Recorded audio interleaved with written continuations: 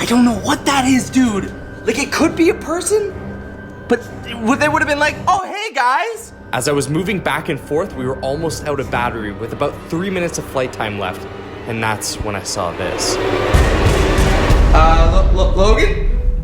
Buddy, I got some news from our last video. What's up? It's the viewers. They want us to go back to the forest. What do you mean they want us to go back to the forest? I mean, literally every single comment is saying we need to go back to the forest. Guys, did you even see what we saw in the forest? There was a Bigfoot in the forest. Well, Jake, we still don't know what that was. How do we not know what that was?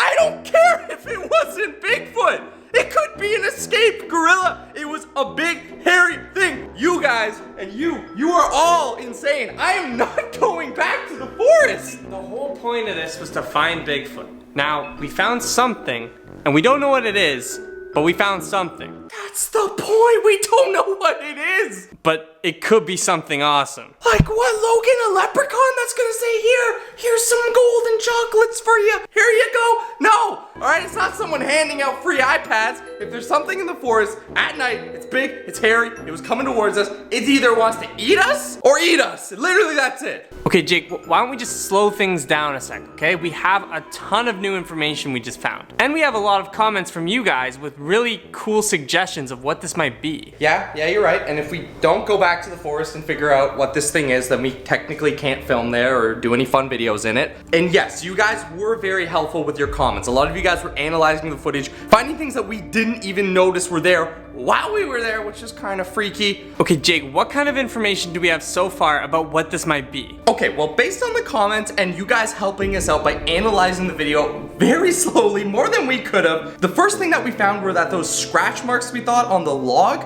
were most likely caused by ants. So these aren't anything to do with Bigfoot. Yeah. The next thing we noticed, those creepy banging noises like the... What? Dude, those ones that Logan seemed to have ignored and made us go more forward into the forest, those actually might be being caused by Bigfoot himself. You were saying that Bigfoot will actually bang logs against trees to warn people when they're getting too close to his area. And Logan, that makes me think that there might be a Bigfoot nest that we were getting too close to, and if we got any closer, he would have come and literally ate us. He was protecting his babies. Wait, so Jake, you're saying there might be more than one Bigfoot? Like Bigfoot has babies? I mean, that's what you guys were saying in the comments. That might be why he was trying to warn us. Like, hey, you're getting too close. Bam, bam, bam. And then if there are babies, Logan, that means there could be little babies like running around and gonna climb up my leg or something and eat me. So that makes it even more scary and more of a reason why we should not go back there. Okay, Jake, just calm down for a sec. We still have a lot more information. What about that weird smell? Once we got down to those sewers or tunnel area, it didn't smell like sewage. It was like an old, like musky smell. You guys were saying that that could in fact be Bigfoot, and I started researching online and people were saying that you can smell Bigfoot before you see him. He's like some hairy dude that smells bad. I mean, makes sense. The guy's body's just covered in hair and I don't know, I'm guessing he doesn't shampoo. Or conditioner, Logan. We're dealing with someone that doesn't use conditioner. All right, well, and then the most important thing, probably the single-handedly most important reason I do not want to go back there is the footage we captured of this thing. Okay, so this is the first time we used thermal, and I think right here you can see something in the bush. Yeah, right there. Hold it, pause it, look at this. It's gonna move.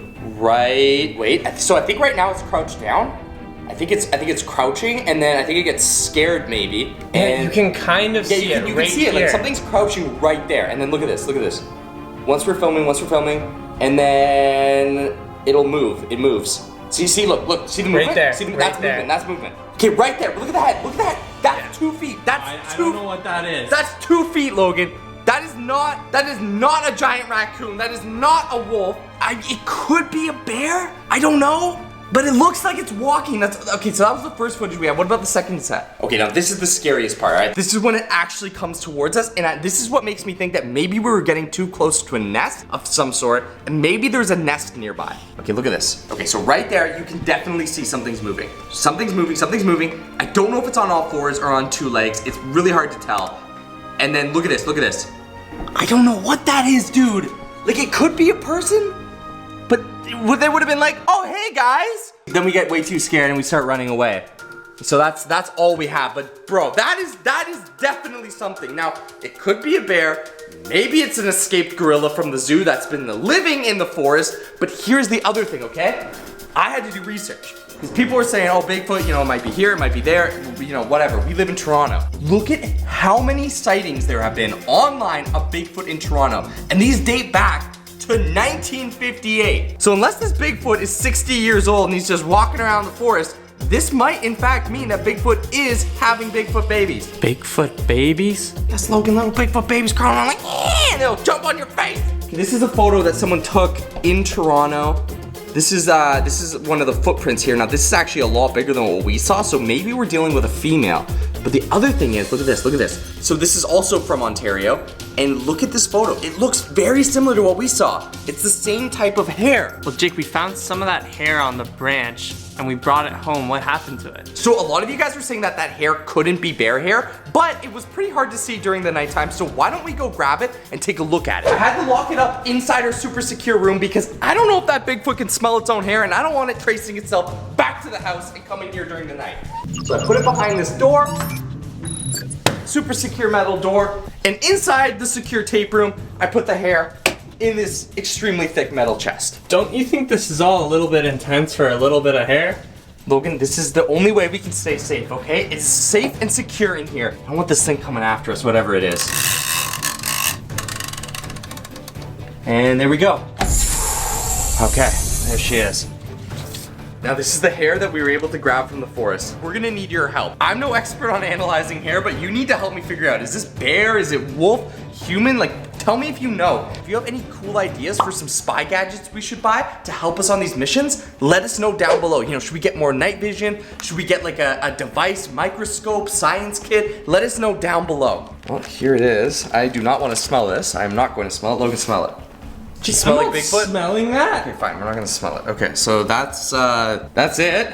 I mean, people in the comments were saying it's not bear hair. I mean, you should probably be wearing gloves, Jake. Well, I don't know what it is.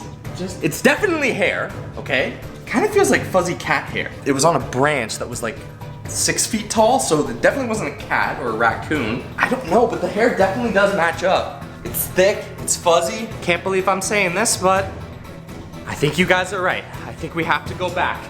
If you remember in the last video, we left a mold there of a Bigfoot print. Well, what we thought was a Bigfoot print. If we go back now, the mold would have had enough time to harden. We can pull it up and we can see what kind of footprints this thing was leaving. This mold was found right along the trail with whatever was walking with this hair. Jake, I also had a really good idea. Why don't we bring my drone over to the forest, fly it above where you think the nest might be, and maybe we can see Bigfoot or some kind of nest. It's a good idea, then we don't have to get too close. We won't worry about getting eaten. We'll also go during the day because I am not going back at night, and based on the comments, Bigfoot gets more active all the way up until 3 a.m. So the sooner and the more daylight we have, the better. One last problem is the extreme cold. Slowly move over here. The river has turned to ice and it's freezing. Okay, alright. Okay, here, look, give me your hand, give me your hand. Cracking. Give me your hand, give me your hand. Oh, come over here, come over here. Whoa, whoa. Okay. Alright, guys, we're dealing with extremely cold temperatures here. There's an extreme cold warning, which means we cannot be here too long. Let alone the fact we don't want to stay here till dark because of, well, Bigfoot. It's also only getting colder as the minutes go by. So where did we put the footprint, Jake? It should be down the creek somewhere over there. Yeah. Now the only good thing about this cold is it'll make traveling a lot quicker. We can actually travel directly down the creek bed. If you guys remember in the last video, this was all water flowing extremely fast. Now, it's like our own little personal walkway.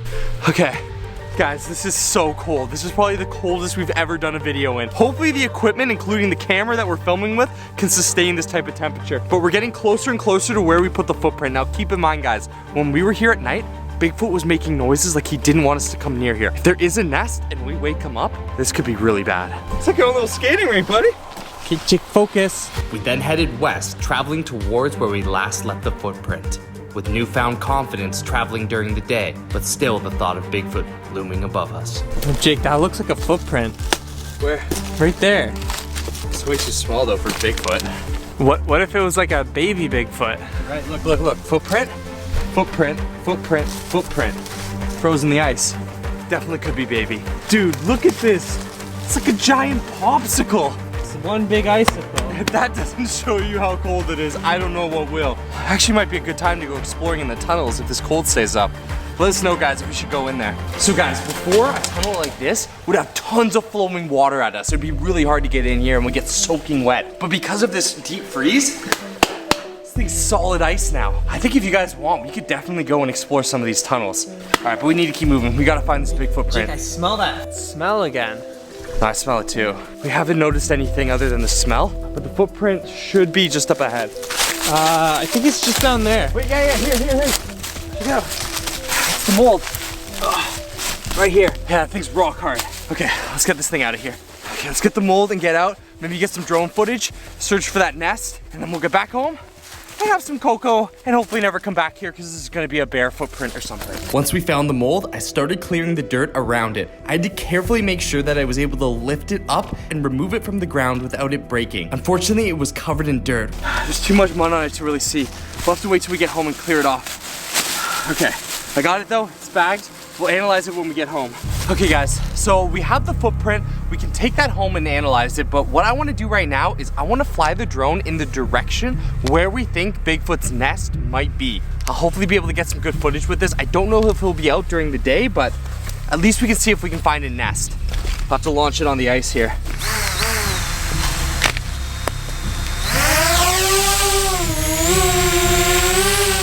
All right, so I got a visual on us from below. Oh, hey. Okay, now what we need to do is get over a couple miles to the west. That's where we last saw Bigfoot. Well, what we think was Bigfoot. Logan, check this out. I've got some sort of, it looks like a brick, like almost like a cave or something, just along the creek bed, farther than we've ever traveled towards where we last saw Bigfoot. Look at that thing. Can you get any closer? I've got like really weak signal. I can't even, I can't see it. I'm flying off the camera. Look how laggy this thing is. Okay, I don't want to get too close, guys. We might lose the drone and we'll lose all this footage. We should get an aerial shot of it. Yeah, you're right. Dude, look, there's too many trees. I can't push farther. After not being able to get closer to the cave, we took the drone up and got an aerial shot of the surrounding area. I started looking around, scanning the forest for any type of movement. As I was moving back and forth, we were almost out of battery with about 3 minutes of flight time left. And that's when I saw this. Wait, Logan, do you see that? Do you see that? What is that, Jake? Oh, I think that might be Bigfoot. Look, I gotta get the drone back. We gotta get out of here right now.